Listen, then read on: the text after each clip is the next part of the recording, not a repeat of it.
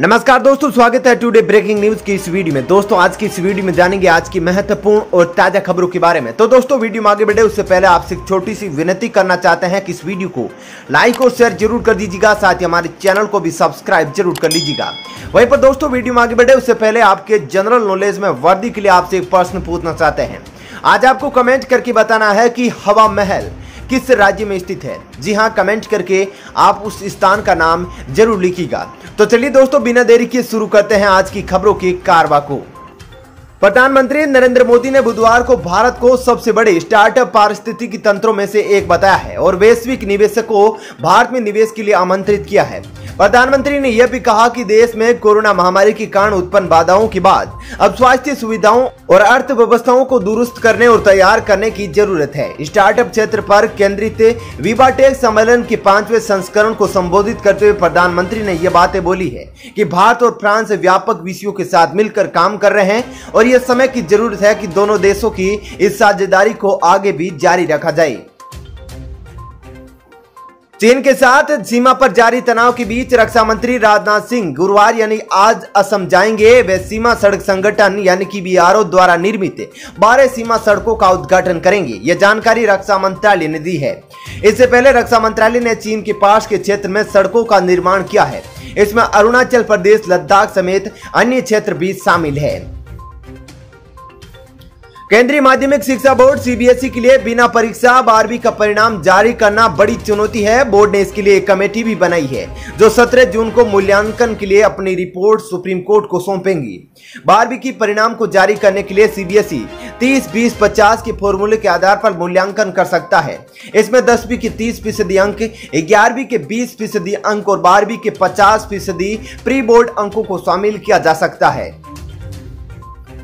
प्रधानमंत्री नरेंद्र मोदी आगामी शुक्रवार यानी कि 18 जून 2021 को सुबह 11 बजे वीडियो कॉन्फ्रेंसिंग के जरिए कोविड-19 फ्रंटलाइन वर्कर्स के लिए कस्टमाइज्ड क्रैश कोर्स प्रोग्राम की शुरुआत करेंगे। इस कार्यक्रम की शुरुआत 26 राज्यों में फैले 111 ट्रेनिंग सेंटर्स में होगी।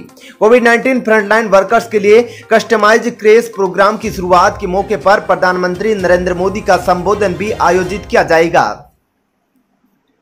महंगाई भत्ते का इंतजार कर रहे लाखों कर्मचारियों के लिए बड़ी खुशखबरी है। केंद्र सरकार 26 जून को डीए में इजाफों को लेकर बैठक करेगी। इसके बाद आपकी सैलरी में करीब 32,400 रुपए का इजाफा हो सकता है। लंबे समय से डीए का इंतजार कर रहे कर्मचारियों के खाते में सरकार जल्दी यह पैसा ट्रांसफर कर देगी। बता दें कि सैलरी में यह इजाफा 7वें वेतन आयोग के तहत किया जाएगा।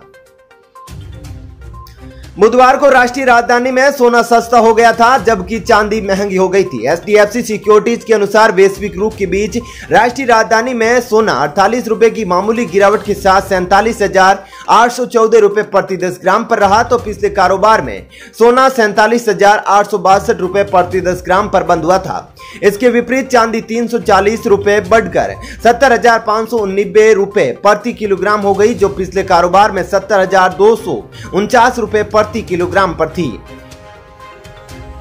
केरल की वाम सरकार ने साउथ इंडियन यूनाइटेड चर्च को छोड़कर राज्य में ईसाई नडार समुदाय को सामाजिक और वैश्विक रूप से पिछड़े समुदाय की लिस्ट में शामिल करने का बुधवार को फैसला किया है।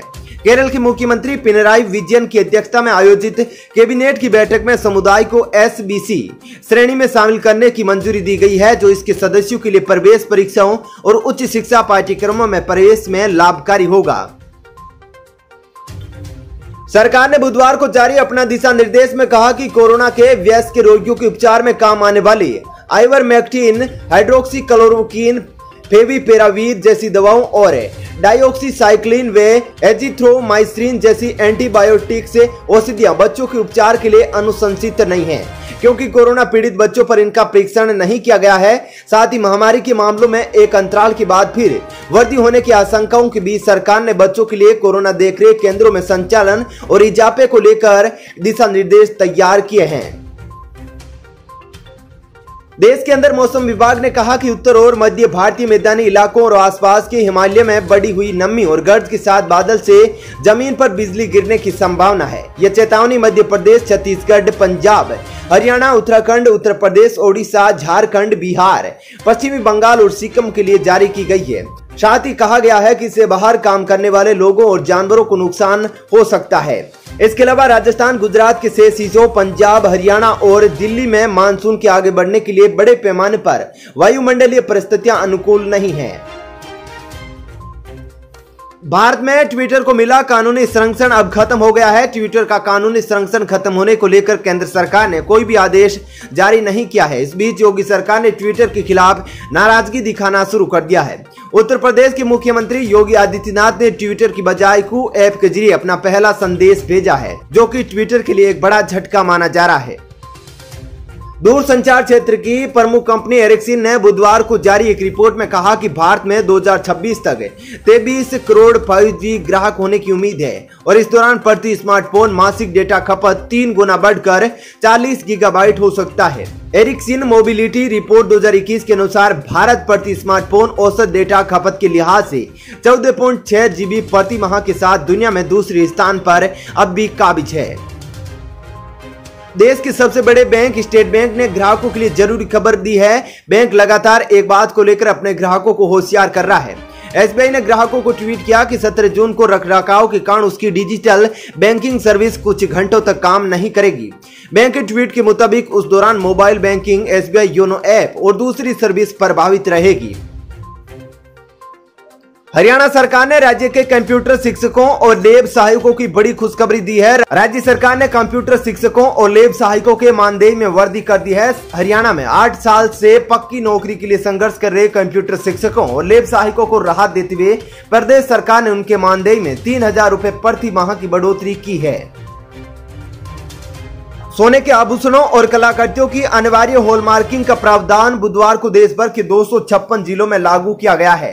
मंगलवार को सरकार ने फैसला किया था कि पूरे देश में एक साथ लागू करने की बजाय इस फैसले को चरणबद्ध तरीके से लागू किया जाएगा। दूसरे चरण में 246 जिलों में स्वर्ण आभूषणों और कलाकृतियों की अनिवार्य हॉलमार्किंग व्यवस्था लागू की जाएगी।